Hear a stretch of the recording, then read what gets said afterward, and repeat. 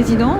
Vous avez fait le bilan de la situation ? Oui, alors aujourd'hui, le président avait demandé un point d'étape après sa venue à Saint-Martin, voir comment avancer les différents dossiers.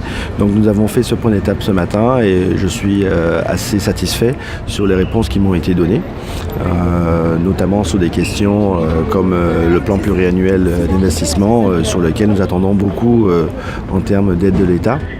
Sur tout ce qui est infrastructure, nos écoles, essentiellement, puisque vous savez que nous avons effectué notre rentrée scolaire et qu'aujourd'hui, il faut agrandir, il faut démolir quelques écoles, reconstruire de nouvelles écoles. Là-dessus, nous avons eu l'assurance que nous allons être suivis sur cette partie de la reconstruction. Et la reconstruction, en général, nous devons présenter un plan pluriannuel d'investissement sur toutes les autres infrastructures et ce qui doit être fait d'ici le 13 mars. Voilà, donc tous ces points ont été revus et en accord avec le président. Sur la question de la dématérialisation du RSA, vous savez que sur les fonds spéciaux qui ont été donnés, j'avais fait la demande express que ça soit donné sous forme de carte, ce que j'appelle la carte de crédit social. Ça a été la carte Coesia. Le système a mis du temps à se mettre en place, mais nous en voyons l'efficacité. Le président, étant satisfait de son bon fonctionnement, renouvelle la volonté que j'ai de dématérialiser maintenant le RSA, qui, vous savez, sur certains territoires est problématique, que ce soit à Mayotte, à la Guyane. Donc nous allons partir également sur ce volet. Voilà. Après, sur des questions du grand plan d'investissement, nous avons aussi des avancées dans ce domaine et le président renouvelle sa volonté de faire participer activement Saint-Martin sur certains projets qui nous tiennent à cœur. Voilà. J'ai évoqué aussi quelques projets structurants pour nous puisque je voulais, vous savez que nous sommes une économie qui dépend essentiellement du tourisme et que je voulais aller aussi vers la diversification de notre produit économique et que ce produit était aujourd'hui un produit tourné vers l'aviation qui était un simulateur de vol, produit où nous suivons un opérateur, pas le nommer Air Antilles Express, et qui a été accueilli également là avec grande satisfaction puisqu'il est doublé d'une formation. Et donc on fait deux produits puisque la formation sera sur tous les métiers de l'aéronautique et pas simplement la qualification des pilotes ou la formation des PNR.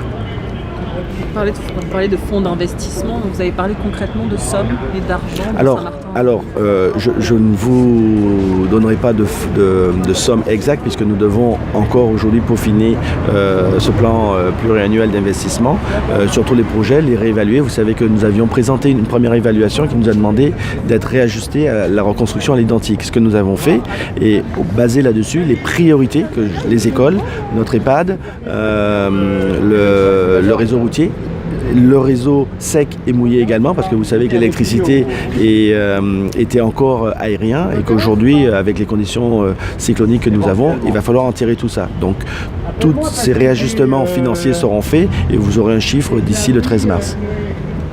Et vous avez senti le président Macron, en tout cas, attentif à la situation et surtout aux besoins de la population.